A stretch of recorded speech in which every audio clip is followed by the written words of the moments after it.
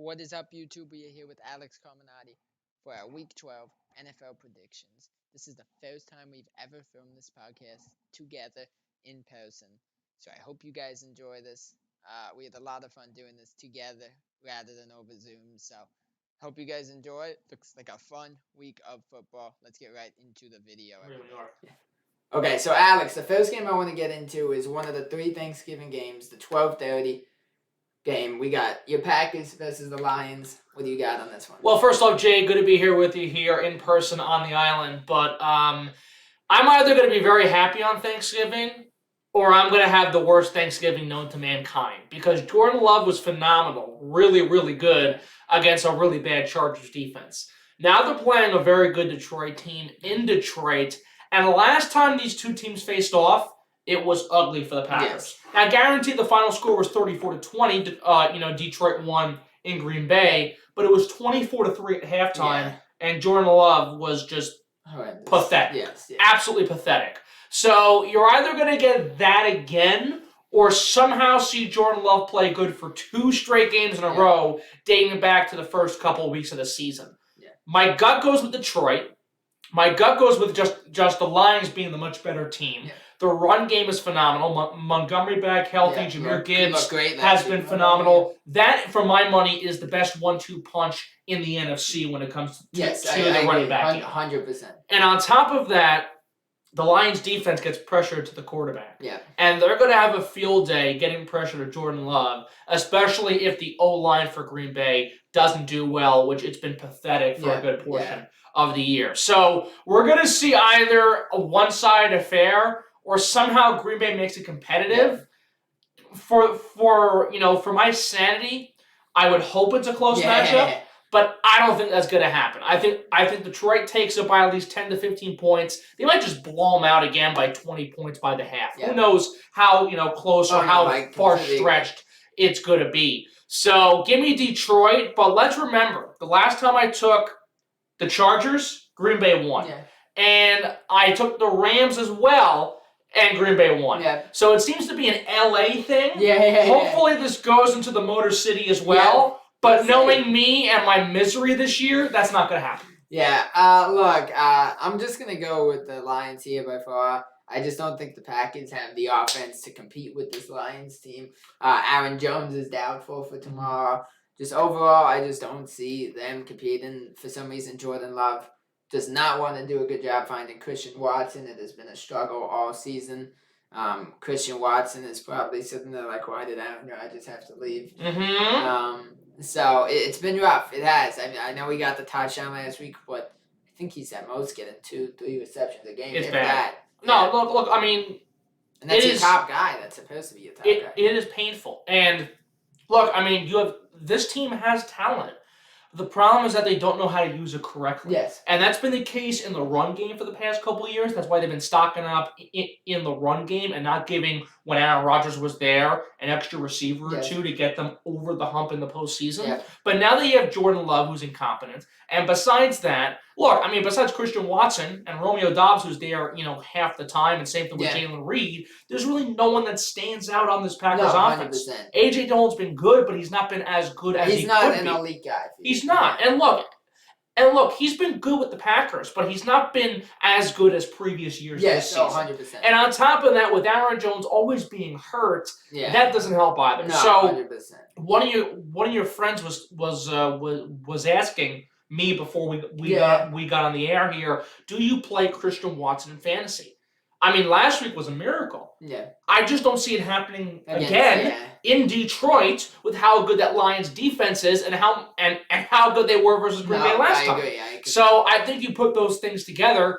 Don't play Christian Watson. Sadly, don't expect him to play well. And if Jordan Love does throw a touchdown, it's going to Romeo Doubs. Yeah. Because Romeo Doubs has been his best target and probably his most favorite target. Most of his touchdowns have gone to him or Jalen Reed. Yes. Not Christian Watson. Yeah. No, completely agree. We move into the 4:30 Thanksgiving game. Ooh, that was quick. I can breathe and have fun for the rest of the segment. A game that I don't think there's too much to say. It is a division matchup, so it should be somewhat decent. But I'm sure we all know who's going to win this. We got Commanders, Cowboys. What do you got to say? All right, the fact that your sorry, pathetic New York Giants have a season sweep over the Commanders tells you about how bad Washington really is, number one. Yeah. And number two, here's the deal, though. The Cowboys have not played great against the Commanders on Thanksgiving in the previous couple of years. So you put that in mind. You also put in how bad Washington is. This is all easily going to depend on what you get from Sam Howell. Yes, 100%. What you get from this Commanders team. Because this is Dallas's game to lose. Yes, but if they lose the game, that's a real problem. I will say, before you go back into what you're saying, Dallas tends to, in those big game moments of big games, they choke. And I consider Thanksgiving football a very big moment, those games. You're one of two or three teams, usually three teams that gets to play. That's a big moment. So we'll see how Dak Prescott and the Cowboys hold up. Well, look, I mean, again, this will be one or the other. I'll go with Dallas. I'll give them the benefit of the doubt. And if you look at the Cowboys teams this year compared to previous teams on Thanksgiving especially, this team's a lot better. Yeah. And say what you want about them beating up on the Giants and the Commanders and the Jets and the Panthers and all these crummy teams, but their offense is actually pretty good. Oh, 100%. And it's not mainly because of Dak Prescott. It's CeeDee Lamb. Oh, and CeeDee Lamb is unbelievable. And Brandon Cooks has looked very good there, too. It's been a very down year for Tony Pollard. But he did have a good week last week. Well, look, I mean, when you have such a pass-heavy offense, your receivers are going to be the glue to the operation. And CeeDee's been that way. Cooks, Michael Gallup especially. So you see all these different pieces. If Dallas is going to win, they're going to win with their passing game. On top of the fact that Micah Parsons is insane. Yes. And if Micah Parsons gets the Sam Howell countless times, it's over. Yes. But again, like I said before, the Commanders, for some reason, or the Redskins, Washington, however you want to call them, they've had previous success against Dallas in Dallas on Thanksgiving. Yes. So that possibility is there. But knowing how bad this Commanders team is and how many pathetic losses they have this year and just how awful they are, I mean, Sam Howell has one of the best passer ratings, but he has one of the most interceptions. Oh yeah, I believe they turned it over 4 times against the Giants. So with that in mind, go with Dallas. Yeah, I'm gonna take Dallas in this one as well. There's nothing that impresses me really about this Commanders team. Young is now gone and he's in San Francisco. The defense is significantly worse. I've said it time and time again, almost every week on this segment when we talk about the Commanders. I'm just not a Howell guy. I don't think he's that good. Nobody in that team really impresses me enough to think that they could pull off some miracle win against the Commanders. Yeah. One thing I do like about these games though is it's all three Thanksgiving games are division matchups, and in the division matchup, it's always something a little bit more. Even if the team in the division is really, really bad, there's always something more in those division matchups. And you add on the top of the fact that it's a Thanksgiving Day game. Oh, yeah, no, for sure. And Detroit always plays. Dallas always plays on Thanksgiving. The third matchup's always a toss-up. Yes. But we look at it this year. The Packers have a chance to spoil Detroit's chances to hold on to their small lead in the NFC North. Washington has a great chance to spoil Dallas's chances to catch up with Philadelphia. Yes. So you put these two teams with 4 wins, under 500, having bad seasons. They have a great opportunity on national television on Thanksgiving to upset both these teams, not just at home, but again with big implications for both squads. Detroit could win their division, but Minnesota's right behind them. Yes. Dallas trying to catch up to Philly, I mentioned. And you look at this, and if Dallas loses, they're probably done with their shot of catching Philly. Oh, of course. And look, the Cowboys will be a wild card team regardless. Yes, 100%. But at the same time, if Washington is able to beat them, that A, hinders their chances to win the division like we talked about already, but B, it could affect where they are seated exactly it could be a bottom in the wild card because it does look like compared to it looks like we're going to have probably 9-win wildcard teams this year. Mm-hmm. So there's going to be some really good wildcard teams in there. So you need every win you could get to try to be higher up. And if Dallas has to travel to kick off the postseason, now guaranteed they went to Tampa and beat Tom Brady and took care of business. Home. Yeah, 100%. Of course it is. But if they have to travel and let's say they go to a hostile crowd, I don't know, Seattle, somewhere like that, just throwing it out there, that's going to be a challenge for Dak Prescott. Or if they're a that's wild card and say you have to play Minnesota. Yeah, that's it. Minnesota's an insane environment to have to play in. Oh, yeah. So we'll see how Dak handles that. But I will, for the sake of the segment, go with the Cowboys. We move in, though, to the last Thanksgiving game, another Division I, and I think it's going to be really fun. We got Niners, Seahawks. Their first matchup of the season. They play again Week 14 as well. What do you got on this one? This is going to be interesting because the 49ers were 5-0, lost 3 straight. Now they're back on the high horse.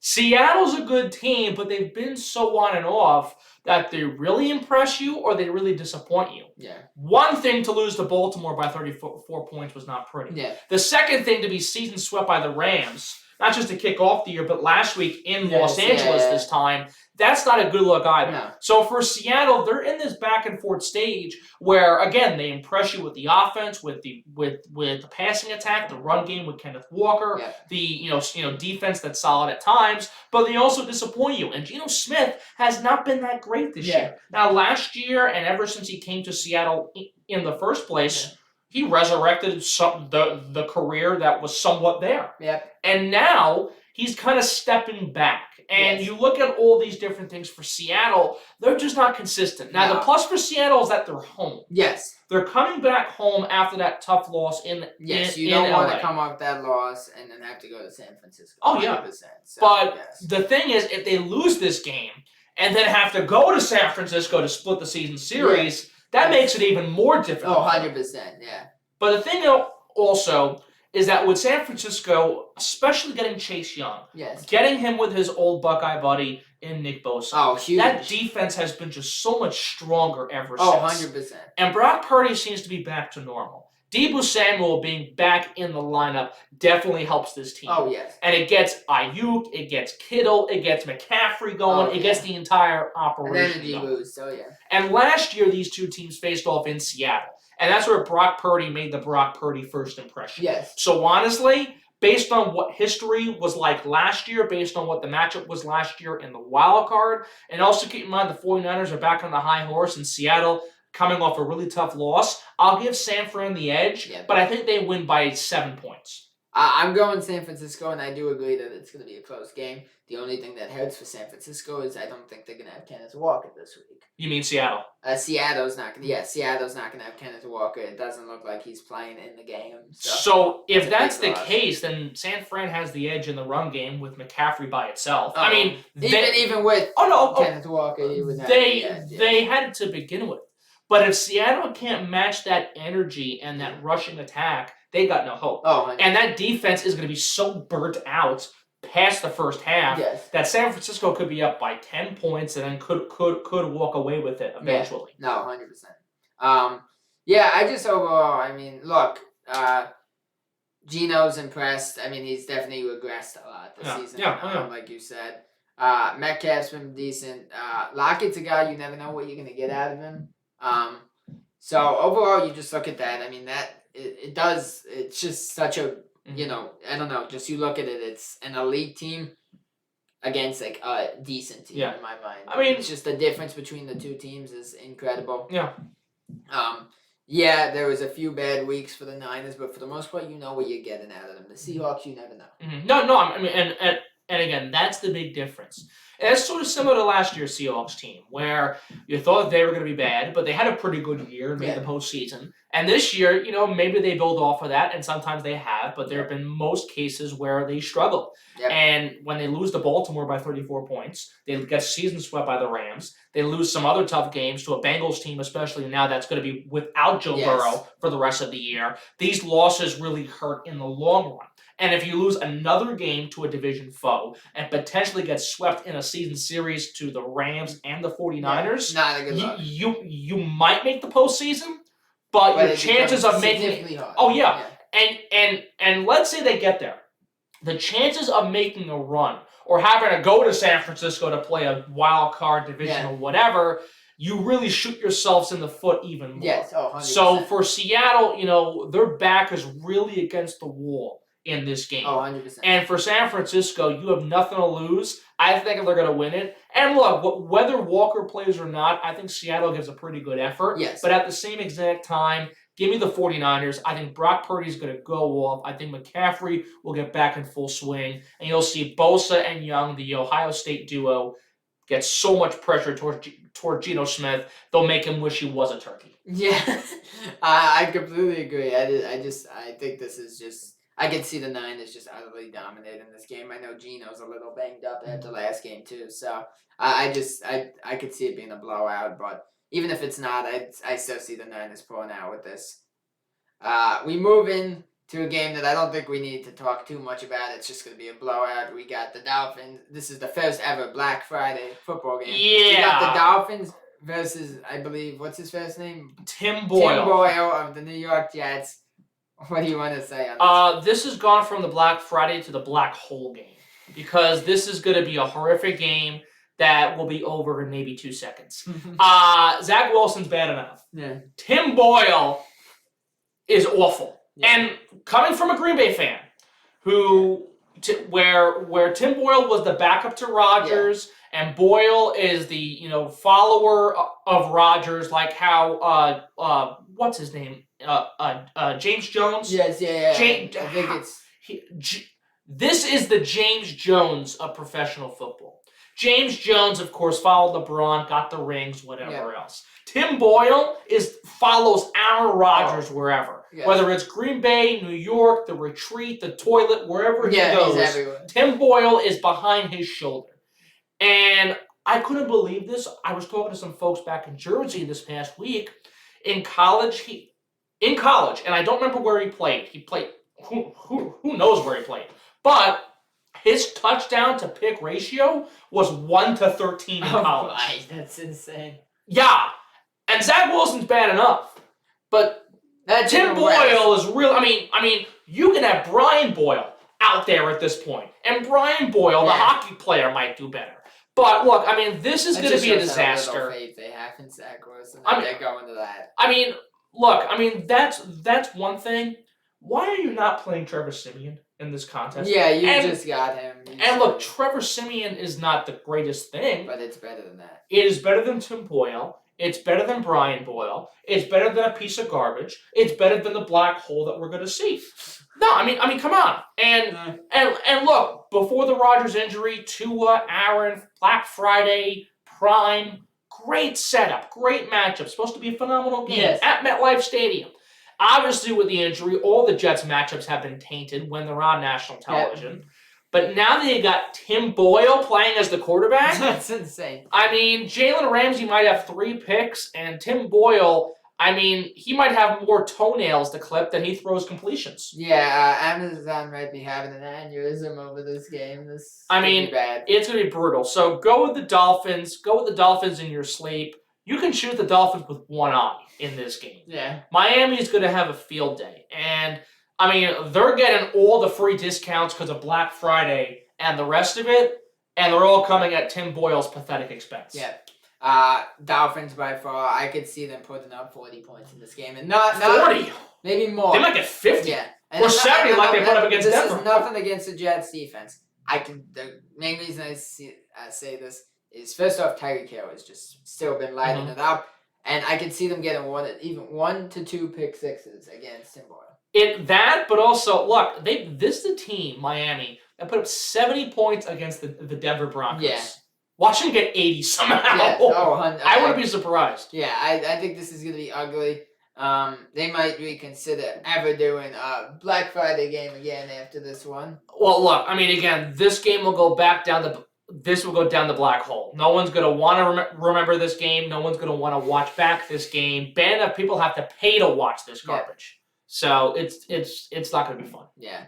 But we move into the better games now. We move into the Sunday window, the first 1 o'clock game, division matchup. We got Saints-Falcons. What do you got here? This is interesting, Jason, because you have a Saints team with Derek Carr banged up again, and a Falcons team that doesn't know what the heck's going on. Is back, yeah. Yes, but also they're just not playing good football. No, And they lose to Tennessee, they lose to Minnesota. they've had these continuous losses either on the road or at home. Yeah. But the Falcons have just lost their groove. Yes, They 100%. they just lost their touch. And for the Saints, they've never really had a strong touch to begin with throughout the year. Now, Alvin Kamara is playing phenomenal. Oh, 100%. He's the one guy that's playing phenomenal. But you take Alvin Kamara away, and even though you put in Alvin Kamara, and there still has been nothing going on. Yeah. I mean, this is this division where it's so up for grabs that all three teams could get it or just could all fold so bad that the winner could have 6-7 wins by the time. Yeah, 100%. The postseason I believe it's comes around. currently at 5, right? I believe it's the Saints or 5. I think so, yeah. So, look, this is a really tough one. But I'm going with the Saints based off Alvin Kamara alone because of how poor the Falcons' run defense has been the past couple of games. And with Kamara going off and having a great season so far and being the only bright spark for this really disappointing year for New Orleans, I think they're going to win in Atlanta. And on top of the fact, with how bad the Falcons have been recently, I guarantee they're coming off a bye week and they had the week to rest up and get ready and what have you, and they're at home. Yeah. But they blew a lead at home to Minnesota. Where Josh Dobbs made his Vikings debut, went off, and led a victory campaign. 100%. So I think New Orleans gets it. I think they win based off Kamara alone. And on top of the fact with how flaky the Falcons have been the past couple weeks, with a bye or not, I think their struggles still continue. Completely agree. Look, I don't know. I haven't heard anything yet on what's going on with Derek Carr. I don't know if he's expected to play. I just think, I don't know, was it because of an injury? I didn't really read too much, but the fact that they're giving up on Heineke so quick is just, it's a little weird to me. They gave up on Ritter, and then they gave Heineke, 2 games, and they're giving up on him again. I think it's a little bit of a weird situation that you just don't know what they're doing. I wouldn't be surprised if eventually Arthur Smith gets fired. I mean, I don't think Arthur Smith knows what he's doing in this situation. Look, Desmond Ridder was good to start the year, and he fell off or what have you. But if you're going to be committed to a quarterback or the future development of a quarterback, you need to stick with one guy. Yes. And Taylor Heineke is not going to be your franchise player. Now, let's say Ridder got hurt, God forbid. Yeah. Then, of course, Heineke's a guy who's okay to come in. Yeah, exactly. But with this whole QB carousel, it hurts the growth of a guy like Desmond Ridder. Not just that, it's such a mess where this was a team that had a division lead in a wide open division. Yeah. And now that they're falling short because they don't know who their main play caller is, you're going to have more problems. I mean, again, when a captain doesn't, or rather, when a ship doesn't have a captain, it sinks all the way towards the bottom of the ocean. When a team doesn't know who their starting quarterback is, the rest of the operation falls flat. Yes. And that's going to be the case for the Falcons again this week and maybe for the rest of the year if they can't get their act together in the main way possible. Yep, no, I completely agree. Look, it's just right now with the last couple weeks, and I know the Saints haven't been amazing either, and we don't know the Carr status. The Saints don't have to be amazing. You're much more impressed with the Falcons. They've been slumping. They've been struggling. Oh, yeah. So, in my opinion, Saints all the way in this one. We move into the next 1 o'clock game, though. We got the Bucs versus Colts. What do you got on this one? Well, look, I mean, Jonathan Taylor's back. Yes. He's playing better. Colts are playing a little better. And the Buccaneers, though, you're not sure what you're getting. This could be another situation, especially at home for the Colts, because they have had the biggest heartbreak so far. Oh, they could have 2 more wins at least. Yeah. I mean, the amount of same scenarios I see where they're winning and then they lose the lead, or they lose on a last-minute touchdown, or they lose in overtime, or whatever else is going on. This, the Colts have had the worst home stretch this year. Let's think. They blew the game to the Browns. They blew the game to the Texans, I believe, right? And the Chargers, they blew to the Chargers. And the Rams. They were 23-0.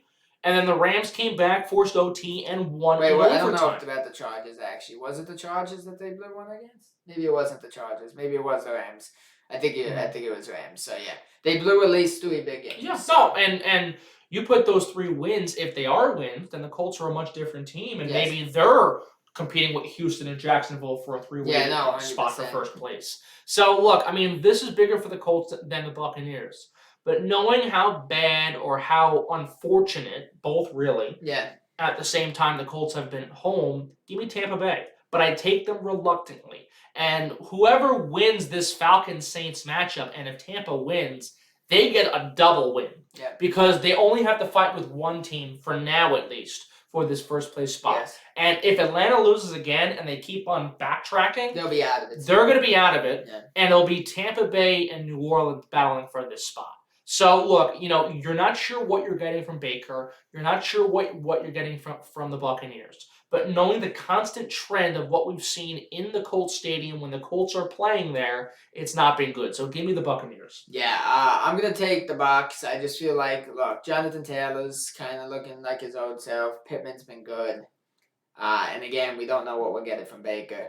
But I just overall, like you said, they have a weird tendency of really blowing the games when they're at home. I feel like they're actually significantly better on the road than Colts, which I still never understand for any sport team. How do you let yourself be worse at your home field or stadium? I never understood that. It is really actually embarrassing that you struggle that much in front of your fans in a place that should give you energy to play. Oh, no, I mean, the first team for now in any sport that comes to mind for me in that category is the LA Kings. Yes. For hockey.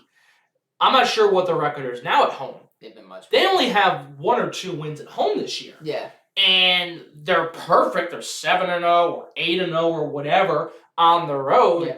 At this point, just playing a parking lot. Because, look, I mean, if you can't win in your own stadium, how are you going to be a confident enough team to, be able to compete? And you can say the same thing about your Vegas Golden Knights last year. Yeah. But they turned things around, and they were good on the road and at home during that playoff run. Yes. For the Kings, who knows? To be honest, when you like that, it's also a bit insulting to your fans, too. The fans are paying money to see you play, and it's a half-ass performance at home every time. So it's not fun for the fans. Well, the difference for you start getting booze. Right, and the difference for the Colts, though, is that they're not giving half-ass performances. Yeah.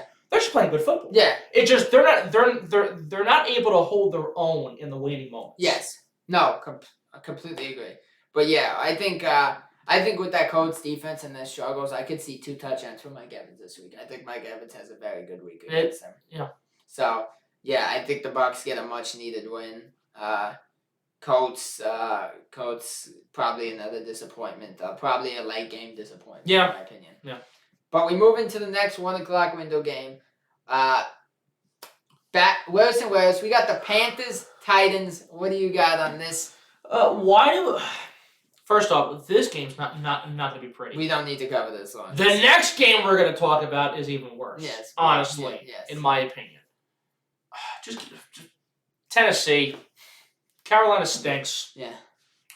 Bryce Young's not awful, but he's got nothing to work with. It's all Bryce Young and Adam Thielen. That's it. That's it. Yeah. And Bryce Young, poor guy, threw a pick 6 versus Dallas last week. Tennessee's not great either. And whether it's Will Levis, Ryan Tannehill, or Timbuktu, whoever the quarterback is, nothing's working right for the Titans. Derrick Henry's been a little better. Yeah. But look, this is going to be a crapshoot. I'll take Tennessee. Don't be surprised if both of these teams tie somehow. Yeah, I'm going to say now with this Panthers defense, this needs to be a breakout week for Derrick Henry. Oh, yeah. If they lose to the Panthers, their season's officially done. Yeah. They will be just... It's been over, but yeah. Yeah, well, I mean, technically they're not. I mean, they're 2 out, right? 2.5 out right now, so it's not over. But if you lose to Carolina... You're officially stuck in the quicksand. Yeah. You're in the quicksand right now trying to escape it, but you're officially stuck in it if you lose this. You're not getting out. Look, this is 2 just, I don't know, teams that are just really pathetic this year.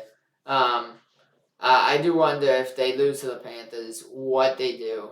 The Titans, I really do, because it just shows you that Levis isn't that guy either. Oh, yeah. And it just seems like time and time again they are running into that situation of this person's not the guy anymore. Tannehill, Malik Willis looked awful the few games he's played. Will Levis had one elite game, and that was struggling. Right. So it just seems like the story of the Tennessee Titans over and over.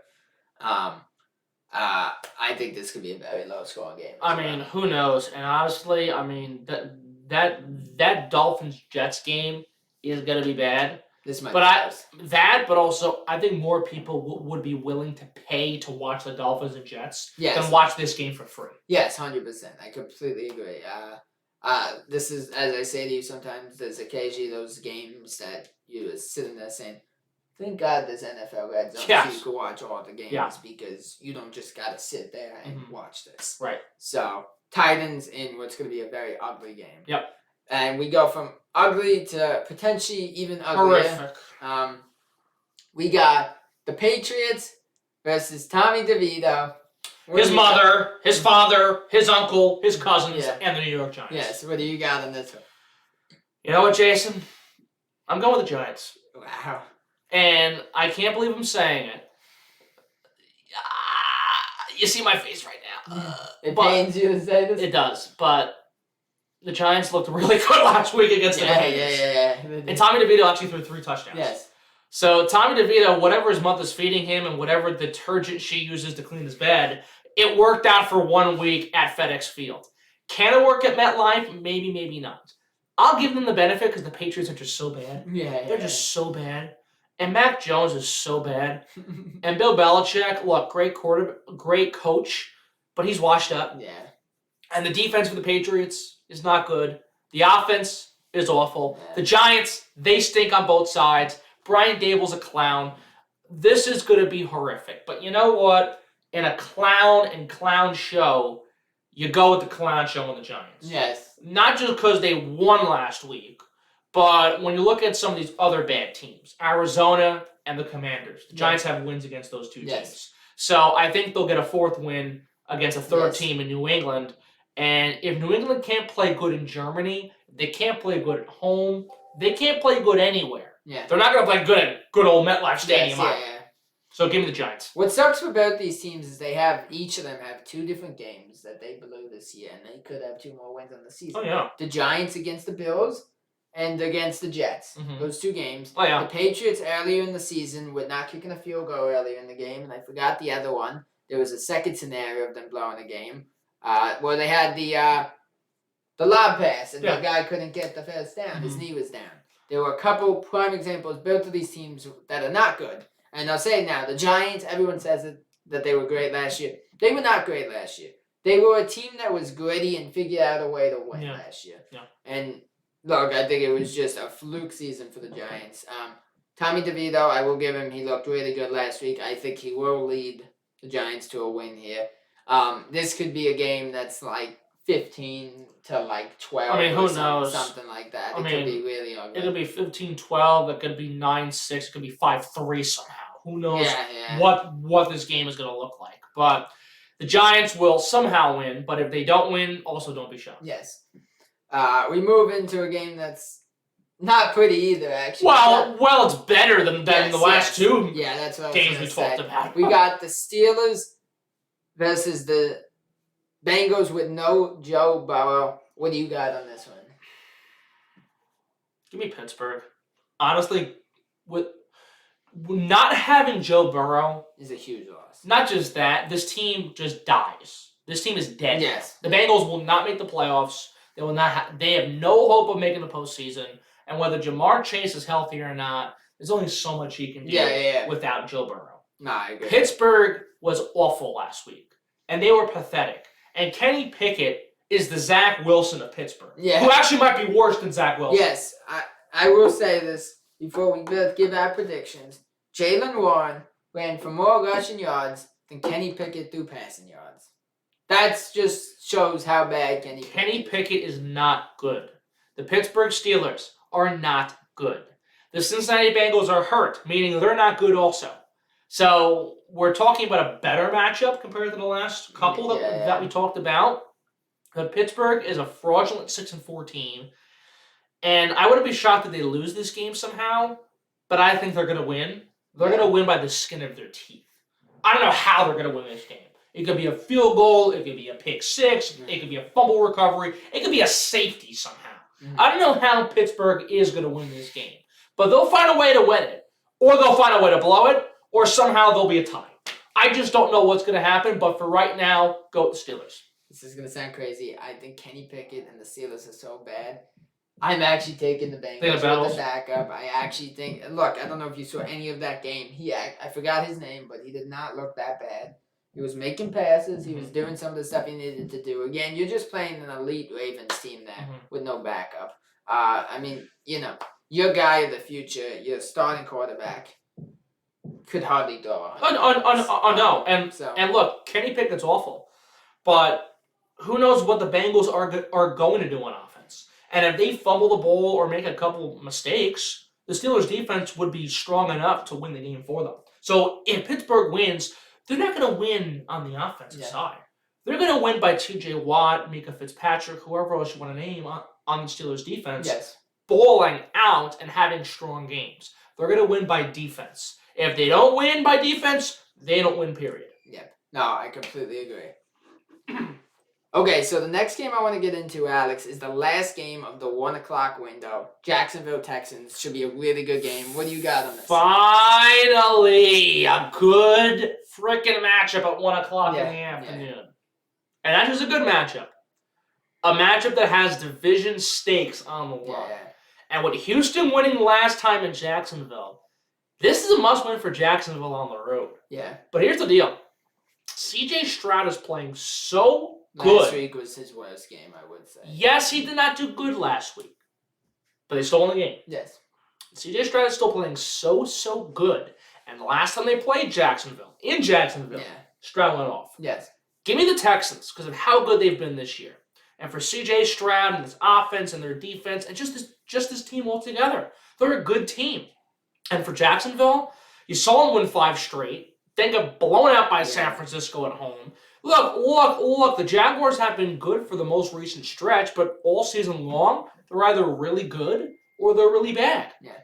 And you're not kind of sure what you're getting half the time. No, 100%. So in this one, where you know that the Texans are more stable, they're more consistent than Jacksonville, I think they win. And also, if they win this game, they have the season sweep over Jacksonville, and I think this should be enough for them to win the division. If they win this game, I was going to say that to you when I got my turn to talk, that if they win this game, I believe they do win the division. I mean, they should win this division. And look, I mean, I've said it before already. C.J. Stroud, for my money, is the rookie of the year. And honestly, with how good he's playing, he might make a case for MVP this year. Oh, yeah, 100%. But at the same exact time, you look how good he's been compared to Trevor Lawrence. You look at the consistencies and also the fact when Houston's had a really tough loss to a team like Carolina, especially. They bounce back. And not just that. And again, when Stroud wasn't his best, they still won the game last week. So you put 2 and 2 together. It gives you 4. They should be able to beat Jacksonville, and I think it'll be a season sweep. Yeah, look, Jacksonville was great last week. Trevor Lawrence had an amazing week. Another great win for the Texans. Look, I just think overall, actually, the Texans just are impressing me more. C.J. Stroud looks good. You don't know what like you said, you don't know what you're going to get from Trevor Lawrence. It could be that previous week against the 49ers where he completely craps out. Right. And I'll say it now, I think even the Texans defense has gotten better this year too. I think they have a pretty good defense. They could give Trevor Lawrence some problems. Devin Singletary has looked awesome without Damian Pierce. Tank Dell is incredible. Right. Look, there's nothing against Trevor Lawrence. Christian Carrick. What's his name? The running back. ETN. Look, ETN's had a few good weeks, but he hasn't been mind-blowing this season. Right. Overall, I'm just so much more impressed with this Texans team. And I do think they win. I think this could be a shootout game. I really do. Look, I mean, again, it could be a shootout game. I think Houston wins regardless. Yes. But if Jacksonville puts up 20 points or 30 points and Houston does the same, I think Houston comes down to winning it by a field goal or a last-minute touchdown. Or, with, again, knowing how inconsistent the Jags have been, they have to go to Houston this time. If the Texans have the hot hand early and run away with it, could be 34-3. It could be 38-17 like the last time these two teams played. I'm starting to wonder if teams are going to stop. If they're winning the game or have a chance to take a lead against this Texans team, are they going to try to do something to potentially, if they take the lead late, give Stroud less time to maybe do something? Because we've seen him get down the field in 40 seconds. This kid is incredible. He is amazing. He is unreal. So He is a talent, and like I said, I think at this stage he's a lock for Rookie of the Year. Oh yeah, no, look, I mean, and look again. He's just been so good this year. We've talked about it week after week. Yeah. He's remarkable, and the reason why they're so good, the Texans, is because of C.J. Stroud. Yes. And honestly, no one would have thought he would have exploded like this. Oh no! 100%. But to see him do it in his rookie year, resurge this franchise in the blink of an eye, it's really impressive. And it was a success for this team if they won more games, if Stroud was good, if they played competitive. Now that they're very competitive, Stroud's so good, they could make the playoffs, they could win their division. If they make a playoff run with C.J. Stroud, that's more than you can ask if you're a Houston Texans fan. Oh, 100%. I think me and you discussed it earlier in the season, that they would be better this year, but they would probably only be a 4 to 5 win team, which was better than last year. Yeah. But that's really what we expected, and they have completely broken that season open, and I give him so much credit. Usually you don't see a young kid come into the league and do what he's done so far. So I got Texans in this one in a high-scoring run. We move in, though, to the 4 o'clock window. We got Rams versus Cardinals. What do you got on this one? Well, we went from a good matchup back to garbage. Rams, I think it's easy. They beat Seattle. They season swept Seattle. Rams have not been good recently. They started strong, but overall not a good year. Yeah. But you compare it to the Cardinals. Yeah. And Kyler Murray. A little better with Kyler. Kyler Murray looks good. The Cardinals look a little better, but the Rams are just a better team. Yeah. And again, you're comparing pigskins and vomit, and the pigskin is obviously better than the vomit. So, or who knows? God, who really knows? Yeah. But at the same time, you go with the Rams. They'll beat up on the Cardinals. It's in Arizona, and look, it doesn't matter where this game is. It could be in Arizona, LA, or in the middle of Santa Fe, New Mexico. Yeah. The Cardinals are not winning this game. So go with the Rams based off last week and the fact that they're better, but not by much. Yes.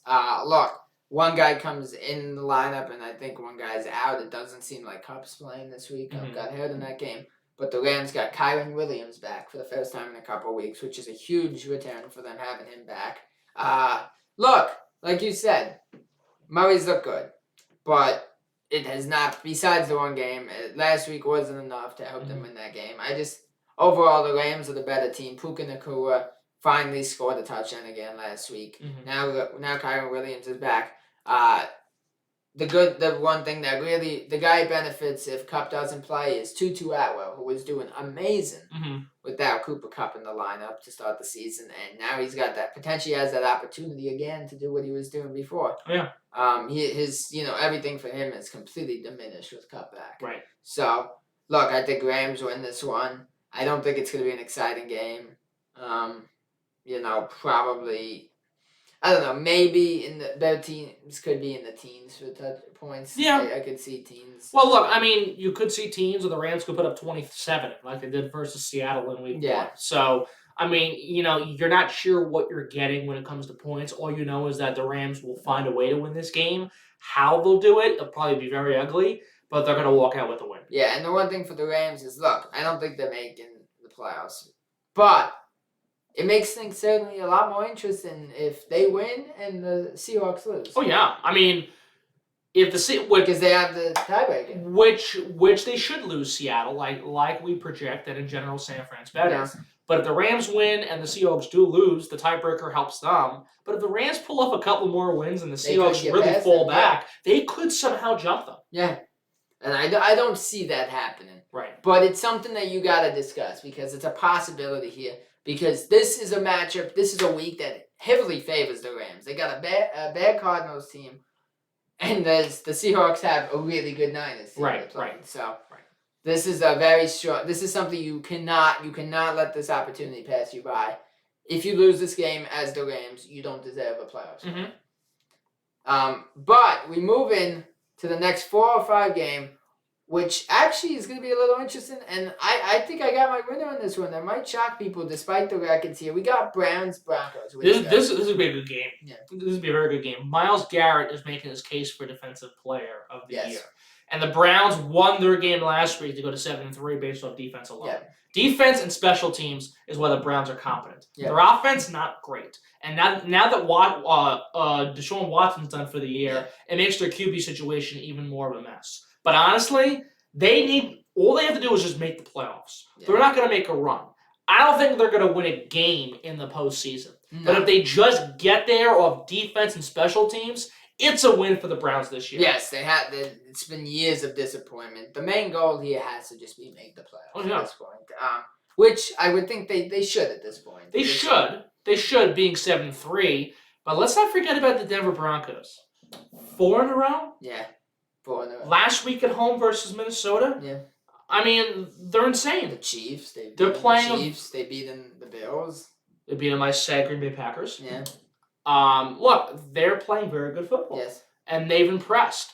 And Russell Wilson is playing like old Russell Wilson. Yes. Not completely there, but still playing good enough to lead game-winning drives and being able to put them above the edge. So this Denver team has really, really woken up in a span of a short period of time. Yeah. And now they play a Browns team that, again, the offense isn't great, but the defense is.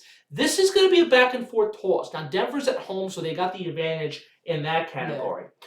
But knowing how good Myles Garrett's been, if Myles Garrett just has a good game, I don't think Denver goes anywhere. So that's all based on that. Yes. At the same time, if the offensive line can protect Russell Wilson, or if they're down and they come back and lead a campaign-winning drive, then Denver could win. But right now, look, again, the Browns don't need offense to win. The Browns don't need offense to make the playoffs. Yes. So I'm going Cleveland. I'm gonna go the Broncos in this game. I really am. They've impressed me lately. They went from a laughingstock in the league to actually a 500 team that looks pretty decent. And could make the postseason. Yes. Look, they have saved Sean Payton's image right now these last couple of weeks. We talked about it at the start of the season. He ruined. You said it. He ruined his image. Mm-hmm. They've gotten it back for him a little bit these last couple of weeks. It looks much better for him. If he would have went to that Broncos team and they would have had 2 to 3 wins this season, that would have been really bad for him. Well, that, but also with how they would have gotten those wins. Yes. And knowing what would have happened the entire year if the disastrous play calling and the embarrassing ways they lost continued throughout a whole season. That would have been different. But, look, they've turned things around, and Russell Wilson's looked good, and the offense has been strong, and their defense has been good, too. So, the Denver Broncos are playing really good football right now. And honestly, with how good they're playing, they could win the game. But again, every hot team, the Niners, the Jaguars, Denver, they all lose. Exactly. They find their breaking point. And I think they'll find it this week to Cleveland. And now Cleveland could find their breaking point too this week. But at the same time, with knowing how bad the offense for the Browns is, and knowing how good the defense is, and the fact that they need to win games or could just win games off the foot of Dustin Hopkins, that's all they need. They can win this game. So I'm going with Cleveland based off the defense and special teams. And if the 10-10 game or a tied game in any facet with 2 seconds to go, get Dustin Hopkins out there, kicks a game-winning field goal, Cleveland's going to win. And they've won back-to-back games to save their season and their postseason hopes in Baltimore versus Pittsburgh off the foot. And both division games. Yeah, both division games off the foot of Dustin Hopkins. Yeah, look, the Browns continue to find themselves in really, really ugly games, but they figure out a way to win them. Yeah. They really do. So I give them credit for that. Browns fans, I mean, they can't be fully happy. There's a lot wrong with that. Oh, no, there is.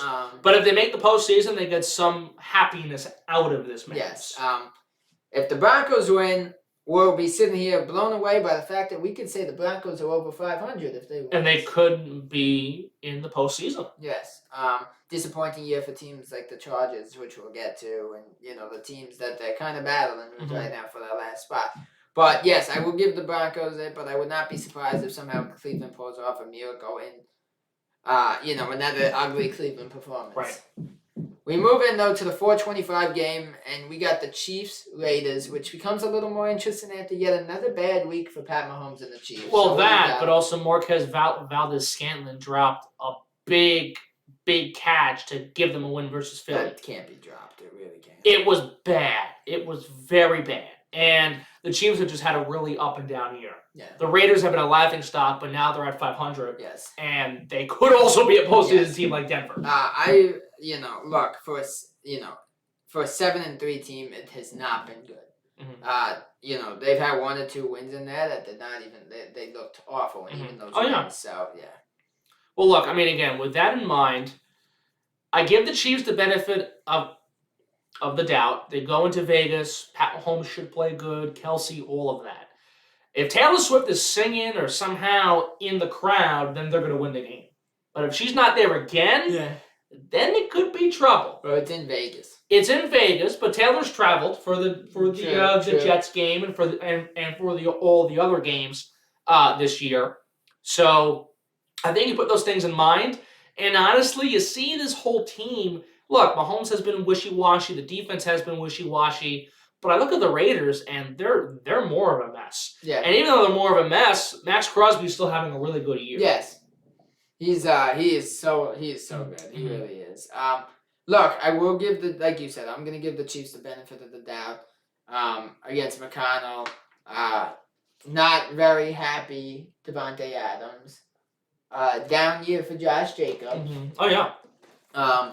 Look, I think look, Chiefs have to be the favorite in this game, and I will take them. But my dad said it earlier, the one time he came on the show with us. Look, ever since he's gotten into this relationship with Taylor Swift, Kelsey's been struggling. Yeah. But he's dropping stuff. Yeah. The Roy Hobbs syndrome, as my dad said. And look, we'll see. Maybe Kelsey gets it going, but we'll also get into that point for Travis Kelsey of, look, it's not old. But 34 for the NFL is old. Oh, no. It is. It's up there. And Kelsey's been banged up with injuries. And this year, to begin the year, had a lower body injury. His knee, I think it was, to kick off the year. And his ankle, I believe. And the thing is also with this Kansas City team, it's one thing to lose to a team like Philly. It's one thing to lose to a team like Detroit to begin your season. But when you lose to the Broncos, that's a problem. And if you lose to the Raiders on the road, that's even more of a problem. Again, you could give them week one because they had no Kelsey. And whatever. It's just week one. Week one's always the week of trying to figure things out. And, they had a ton of new faces on the offense. So, it was understandable. But there's been, even in their wins, some very ugly performances. Oh, yeah. I mean, the fact that they barely beat Zach Wilson in New Jersey tells you a lot. And the fact that they barely beat Trevor Lawrence in Jacksonville after losing to Detroit, that tells you a lot, too. So, this KC team, especially offensively, has been very flaky. There's nothing consistent about it. And if they're flaky again in Las Vegas, it's not going to be good. But as of right now, I'll give the Chiefs the benefit of the doubt. I think they win the game. And altogether, if they lose this game, there's some questions. There's questions. I think they make the playoffs. But if they don't win that division, maybe they miss. I think they still get in, but they barely get in. You're not going to see KC have the run they had last year or even back in 2020. It gets very interesting if they lose this game because if the Broncos win, the Broncos are one game behind them. Yeah. So, with a split season series between the two teams, they did not lock in that season series win. So, things are very, very interesting there. The Chiefs, this feels like a must win for them. A very important it game. is. You cannot let yourself lose back-to-back, especially one to the Raiders. So, like I said, giving the Chiefs the win here. But if they don't show up, I will 100% take the Raiders on this one. But for right now, give me Kansas City. Yes. We move into the last 4:25 game. We got Bills-Eagles. What do you got on this Philly, fly, Eagles, fly all the way to victory. Look, the reason why the Bills are just above 500 is because they played Zach Wilson sorry ass. Yeah. That's really what it is. But at the same time, you lose to Denver in the way they did with the too many men, with the penalties. You lose to New England in a last-second touchdown allowed. Barely beat the Giants. I mean, they've had so many bad games. And Josh Allen, the Madden curse has been real for years. This is the ultimate example of the Madden cover curse. Because Josh Allen has been really, really bad in a lot of these games. Yep. So you see these things as well, and now they're going to go into a hostile Philly crowd. Yeah. Philly team, going to Lincoln Financial, play this Philly team that's red hot, coming off a win versus KC. Jalen Hurts is playing out of his mind recently. A.J. Brown's the best receiver in football. DeAndre Swift is really on his A game, so is Devontae Smith. Yeah. I mean, they have really had a really, really good year, Philadelphia. Yeah. And even with that one loss to the Jets, they have bounced back in such strong fashion. Yes. You got to go with Philly. Yes. They're going to win this game by a mile. Yeah. Now, does Buffalo make it close? Depends on Josh Allen. Yeah. If he throws 2 or 3 picks, going to be ugly. If he throws 1 pick and 2 touchdowns, could be a 7-point game. I mean, that first half against the Chiefs wasn't that pretty. Mm-hmm. But they really woke up at the end of the game. They proved that they have the better Swift and Kelsey duo there. Right. Just looked really good for them. The Bills are concerning. You just still don't know what you're going to get from them. I will take the Eagles in this one. A.J. Brown is just an animal out He's there. incredible. Swift has been good. Obviously, they don't have Dallas Goedert. But yeah, overall, I just think they're the better team. There's got to be some frustration for the Bills too. Oh, yeah. Diggs is not doing great this Gabe year. Davis has been nowhere. Yeah. They're throwing more to Shakir than to Gabe Davis, and that just says everything. Look, I would take the Eagles in this one. I can see them putting up a pretty high score against the Bills. The Bills' defense has taken a beating. Yeah. This year. Oh, my goodness. I mean, they've had a whole host of injuries. Yes. And Von Miller is not the guy he once was. Yeah, so they got an ancient NFL guy playing the defense, and it's just rough for them. So it's not going to be pretty for them, honestly. So fly, Eagles, fly. Yeah. Hey, Madden, if you're listening to me with the Madden cast, put Jalen Hurts on the cover next year, please. Or Lamar, one of those 2 guys, so one of my teams could have a little hope. Tired of getting pummeled by division rivals. Keep dreaming, pal. Yeah. But yeah, I'll take Eagles in this one. Bills are just again, they haven't grown at all in the last few years. They've stayed the same, and everybody around them has just gotten better. Yeah. We move into Sunday Night Football. We got Ravens Chargers. What do you got in this one? Baltimore. Defense is so good. Lamar Jackson's having a good year. Even though Mark Andrews is banged up, they're getting a lot of receptions to guys like Zay Flowers and so many others. And Gus Edwards, has been on fire. Oh, yeah. I think he has 9 touchdowns in the past 5 games. Something like that. He's playing incredible. So this Baltimore team going to Los Angeles to play the Chargers in a very empty SoFi Stadium, most likely, Baltimore's going to have a field day. And honestly, the fact that this is a national Sunday Night Football game, at first you say, okay, makes sense, but with how bad the Chargers have been, no.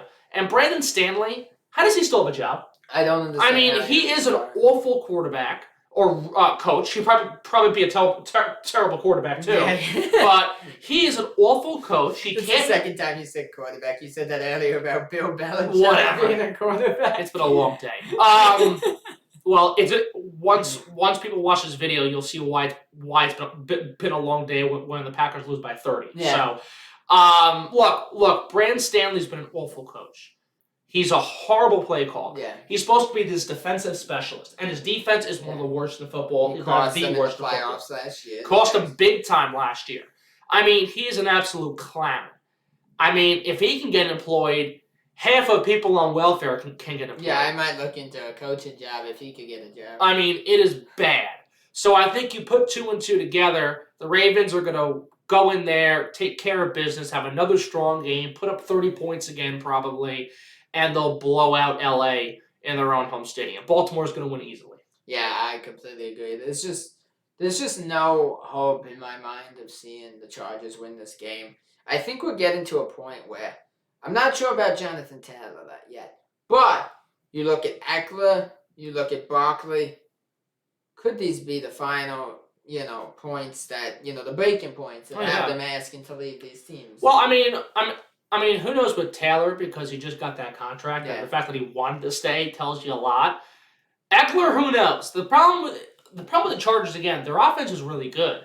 Their defense is not that bad either. But the offense has also taken a little step back. And they have for sure. And Justin Herbert's not been great this year. But Allen's dropping passes left and right. But again, a lot of that is the play calls of Brandon Stanley. Yeah. And when they should fire him. And if they do fire him, or when they fire him, and hopefully for the sake following the season, then maybe things change. Yeah. And then a guy like Eckler or Allen or whoever you want to name says, you know what? Let's stay. Yeah. There's someone new in charge. And we'll give it one more shot. Yeah. The one thing is you eventually get to a point with Keenan Allen is. He's getting up there. Does he eventually want to try to win a championship? Oh, yeah. Maybe he leaves there. Mm-hmm. Look, the one thing we also can't forget, because we talked about how the Chargers offense has taken a little step back this season, they've been out for weeks without Mike Williams. Oh, yeah. That's one thing we cannot forget to mention, because that is a huge factor on their offense. No, sure. Don't get me wrong, but they still have so many talented pieces all across the board for this Chargers offense, including Justin Herbert. And they still can't get it done. That's a problem. That's mainly thanks to how bad of a play caller and a coach Brandon Stanley really is. He's pathetic. So Baltimore is going to go in there, have a field day, and by the time over 30, they're going to put up. They might put up 40. Honestly, I mean, look, they put up 30 points, and I'm not sure how many games in a row, but it seems like a couple games in a row, especially. Yeah. You went from the last few seasons, actually, the Baltimore games, kind of being quite boring. Mm-hmm. But this season, the games have been enjoyable to watch. Lamar has, knock on wood, because you never want to see somebody get hurt, he has stayed healthy this year. He is passing more, which I do wonder if his running the ball less has anything to do with his injury history. Maybe he's trying to change that and maybe make sure he's out in the field more. But yeah, just overall, it looks like a better Ravens team. Chargers, I can't believe the drop from last year. I can't tell if it's the, last season affecting them, how they blew it last year. Mm-hmm. But just overall, there's nothing that stands out to me with that Chargers team. I will give him Keenan Allen, besides last week dropping the ball, has been incredible. For an older player, he has looked awesome out there. I will give him that. You can't jump on the guy for 1 week. No, of course not. And look, again, this is the coach. This is the brains behind the operation. The players can do as much as possible. And sure, the players, they're not doing great either for the Chargers. Yeah. But when your own bench boss can't get his own act together, it adds more fuel to the fire. No, 100%. And that's what's going to lead the Ravens to a win. Oh, yeah, big time. All right, we move into the final game, Monday Night Football.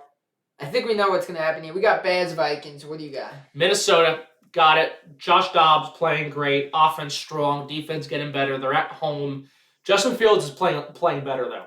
Justin Fields is playing really good. And last week, they almost beat Detroit. That's another example of where I feel bad for Justin Fields. He actually played very well. He did. And they blew it.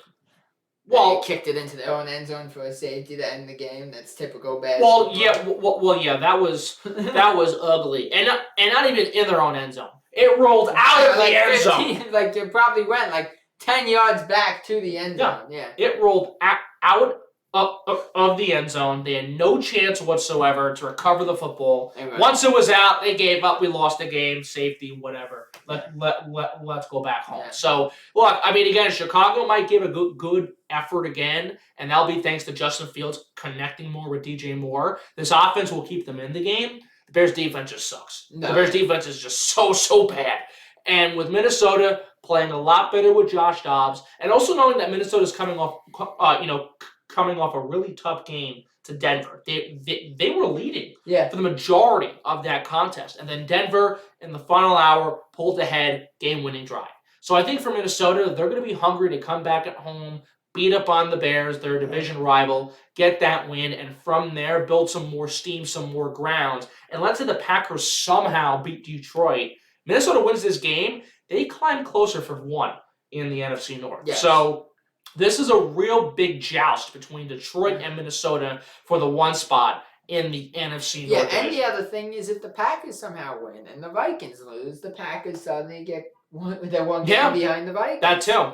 So everything gets interesting. This is a huge. These three teams. The Bears are done, but the Packers have a little glimmer of hope with this matchup here.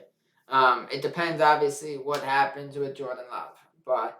Look, I think this is a very big one. I think this could determine if it will determine if the Vikings have a chance at the division. Oh, no, of course. And look, again, if Detroit can win, Minnesota has to win the keeping ground. Yes. Minnesota has to be in chase still. And if they somehow lose to the Bears at home on Monday Night Football, then they'll probably just settle for a wild card at this point. And that's not set in stone. But at the same time, if Detroit gets one more game above Minnesota, then it becomes even more challenging for this Vikings team to play catch-up and actually jump over Yeah. this Lions squad. No, 100%. Look, this isn't the most exciting week. There's some good games. Yeah. But this is the fun time of year. We're in week 12 out of 18, where a lot of these games have implications. Yeah. Not so much teams like the Patriots, Giants, Panthers, Titans, those games. But for a team that's suddenly in it, like the Broncos, a team that's in it, like the Rams, who could potentially put themselves one behind Seattle. Right. The Raiders could put themselves one behind the Chiefs. Yeah. Chargers are probably out of it. Ravens are trying to get their spot. The Vikings need a win desperately. Jets honestly trying to hold on for dear life right now to the season. Right. There's some big games. The Cowboys trying to gain ground a little bit. Well, look, I mean, the beauty of this week especially is that it's Thanksgiving. Yes. And you get 3 games on one day, 12:30, 4:30, 8:30 p.m., and from there you get the feast, gain some weight, have a great bunch of food, have some pumpkin pie, enjoy football. And then get a game on Friday. Get a game on Friday, get games on Sunday, game on Monday. This week's going to be fun with how many games they are throughout a period of days. Except for Saturday, there's at least one game every day starting on Thursday. Yes, and I'm not going to lie.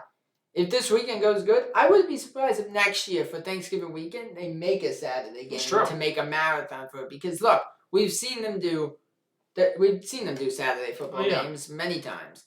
I wouldn't be surprised if they do that. Oh, yeah. Thursday, Friday, Saturday, Sunday, Monday, and make it a football marathon the entire weekend. I could totally see it if this Black Friday game goes good and pays off well for them, which really comes down to how the Jets do. Oh, of course. Well, look, if Tim Boyle can actually be competent or good and they lose by a respectable margin, then we could see a Saturday game during the Thanksgiving weekend. Could you imagine if Tim Boyle leads the Jets to a win? That would be insane. Hey, look, and you know what? If you're the Jets, you can hope and pray for that right now.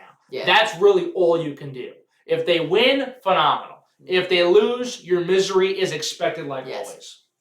Last thing before we end this show. If the Jets lose this game, do you hit the panic button and get Rodgers back? Again, we've said this before week after week.